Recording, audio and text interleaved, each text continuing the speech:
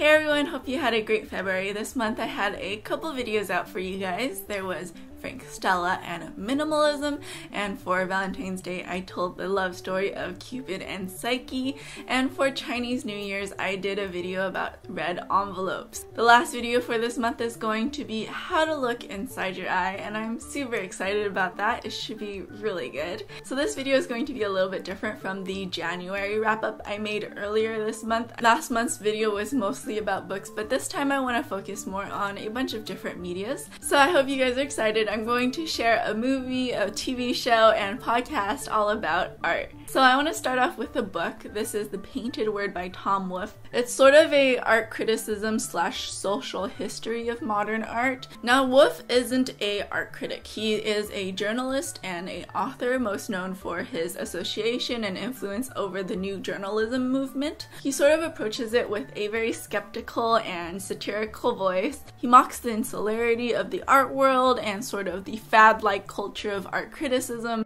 One of the funniest parts is when he calls Greenberg, Steinberg, and Rosenberg the Culturebergs, and sort of critiques how influential these guys are just for like saying this is good and this is bad. It's not like warm and fuzzy. He's definitely very sharp and witty and relentless, really. Lots of exclamation points in this book. A TV show that I've been really liking this month is Simon Sharma's Power of Art by BBC. There's a total of 8 episodes, and each episode is about an artist. So let me tell you the list of artists and you can sort of gauge if you want to watch it or not. Or if there's a particular artist you really like, you could just watch that video. Caravaggio, Rembrandt, Van Gogh, Picasso, Turner, Bernini, David, and Rothko. So if any of those sound interesting to you, I highly recommend that you check it out. It's very dramatic, especially some of the older ones like Rembrandt and Caravaggio. You can imagine the lighting of them. It really sucks you in and sort of immerses you in sort of like the mindset of the artist. What was their personality like, or what was their home life like? Some people think that you don't need to know about the artist's lives, or that their work should speak for themselves. Maybe you're not going to be as interested in it if you're of that mindset. I found it really good. A movie I watched actually just last night was Helvetica. Helvetica is a documentary about the font Helvetica, and it's literally about that one font. Though some other fonts are mentioned in the documentary, it largely centers on Helvetica.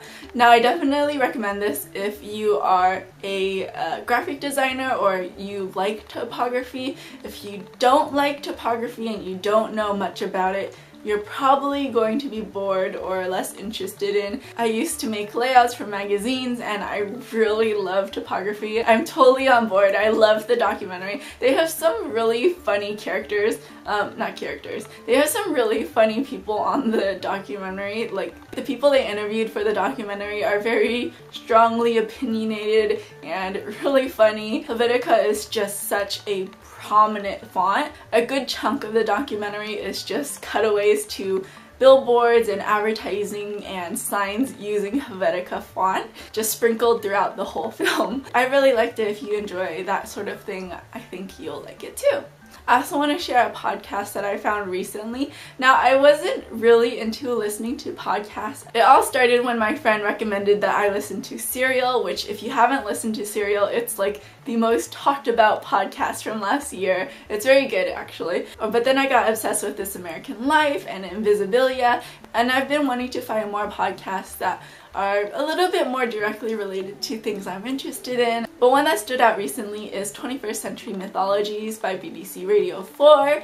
It's hosted by Peter Conrad. They sort of pitch it as a dissection of contemporary popular culture a la Roland Barthes. Roland Barthes is a really famous French critic, and he's really known for his work with semiotics.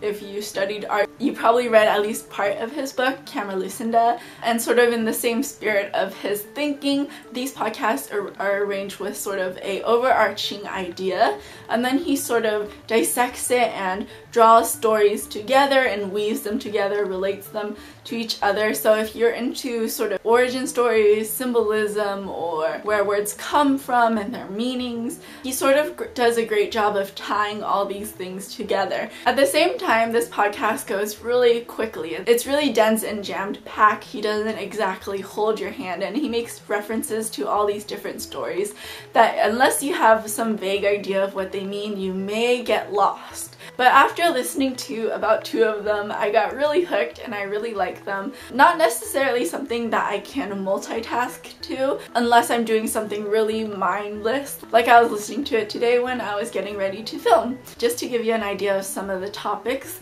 there is the selfie, the cronut, the Kardashians, the Apple logo, and the ebook. I couldn't resist from listening to the Kardashian one because the Kardashians, that one was pretty hilarious. He's pretty harsh sometimes, but it's also very witty and funny at the same time, in a sort of dry humor way, I think. I definitely recommend checking out that one just because the ebook one is really good, and I also liked the Apple logo one. It is a BBC Productions, and since popular culture is sort of, you know, culture, I wasn't sure if I would be able to follow all of them. For example, they have one on the Oyster card, one on Nando's, which is sort of a chain restaurant. I didn't really know what they were before, but I think he gives you enough information to follow along. So I highly recommend them if you want a really engaging podcast to listen to. They're only 12 minutes long, so they're pretty short, and there's 15 episodes, I think, so that's about 3 hours total. Lastly, I want to share one more item that I really like. I haven't even used it, but I already really like it. It's this set of 3 notebooks from Chronicle Books, I guess, is doing a series of notebooks that you can get, and then the covers are designed by an artist. This is by James Jean. I actually have another set already, which I haven't even finished, but I still bought this because I really like the design. These inside are actually gridded with dots, which I don't know, I actually would prefer them to just be like blank. The other one I have is with lines, which is okay. At least they're like sort of skinnier lines, but it's not like really wide, which drives me crazy because I do not write like an inch tall. So those are some of the things I've been enjoying this month. I hope you guys enjoyed some of my recommendations and you check some of them out. At least the free ones, maybe? I don't know. Let me know if you do in the comment section below. I'd love to hear what you've been enjoying as well. I can always use some recommendations. Please thumbs up and subscribe for more videos. Thanks so much for watching, and I'll see you guys next time.